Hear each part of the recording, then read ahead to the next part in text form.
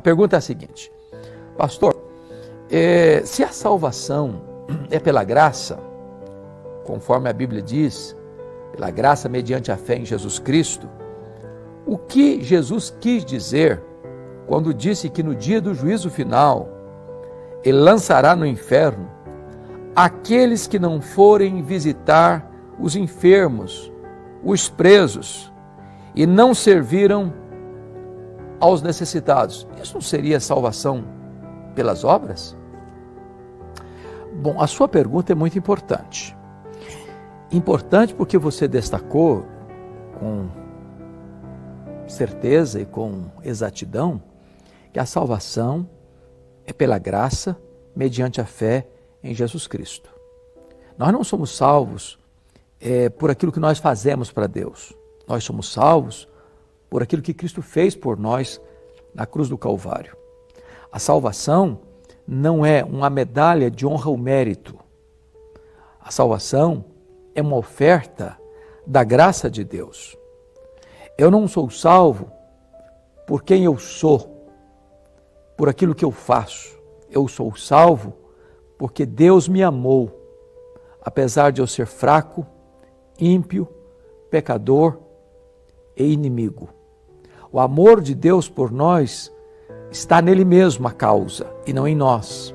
Então, o texto que você levanta, que parece estar em contradição com esta verdade, não está em contradição. Na verdade, esse texto está em Mateus 25, 46 em diante, até 51, e o texto destaca a segunda vinda de Cristo e a cena do juízo. E Jesus pinça apenas os pecados de omissão.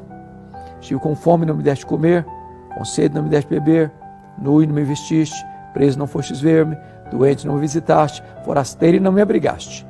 Aí as pessoas vão perguntar: mas quando te vimos assim? E Jesus vai responder: todas as vezes que deixaste de fazer um desses pequeninos, a mim o deixaste de fazer.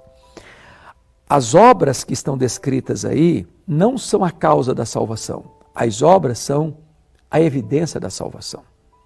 Uma pessoa que foi salva pela graça, ela foi salva pela graça para realizar obras. É isso que a Bíblia ensina. Pela graça sois salvos, mediante a fé, isso não vem de vós, é dom de Deus, não de obras para que ninguém se glorie, pois fomos criados em Cristo Jesus para as boas obras, as quais Deus de antemão preparou para que andássemos nelas. Então, quando uma pessoa é salva, como é que ela prova que ela é salva pela graça? É mediante as suas obras. Não há contradição entre graça e obras. Quando a Bíblia trata da causa da salvação, é a graça. Quando a Bíblia trata do resultado da salvação, são as obras. Então nós somos salvos pela graça para as boas obras. Uma pessoa que se diz salva, mas ela não pratica boas obras, é porque ela está dando evidências de que nunca foi salva pela graça. Então é muito importante que isso fique absolutamente claro.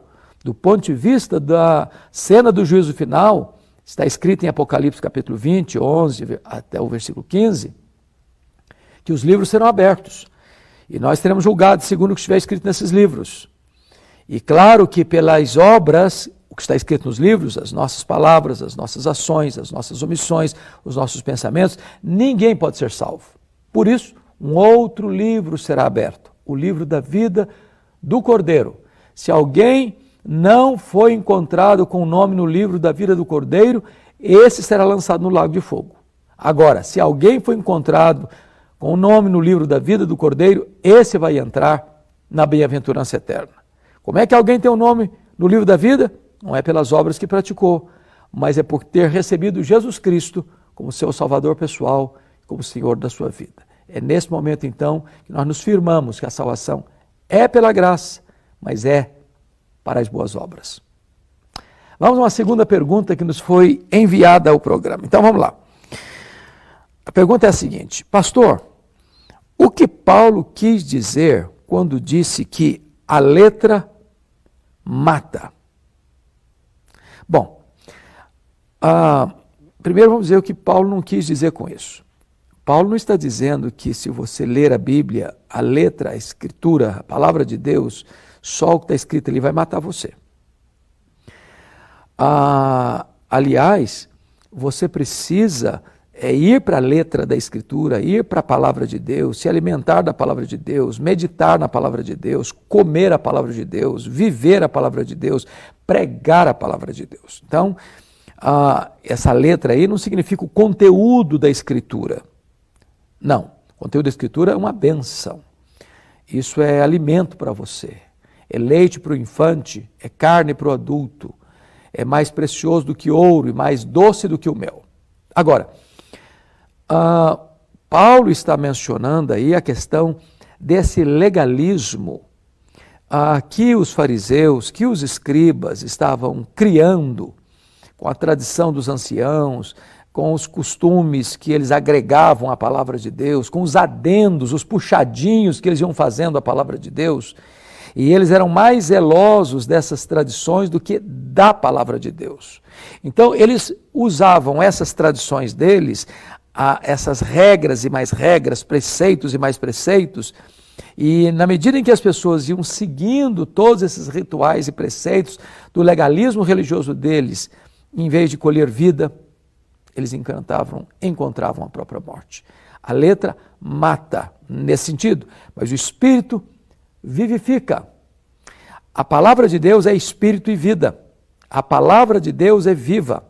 A palavra de Deus traz vida, porque somos gerados pela divina semente para uma vida incorruptível, porque é a semente incorruptível. Então, Paulo não está querendo dizer que não, então você pode deixar de ler Bíblia, você pode deixar de estudar a palavra, porque isso aí mata, então eu vou viver uma vida mais mística, eu vou viver uma vida mais espiritual, sem Bíblia. Não, absolutamente não.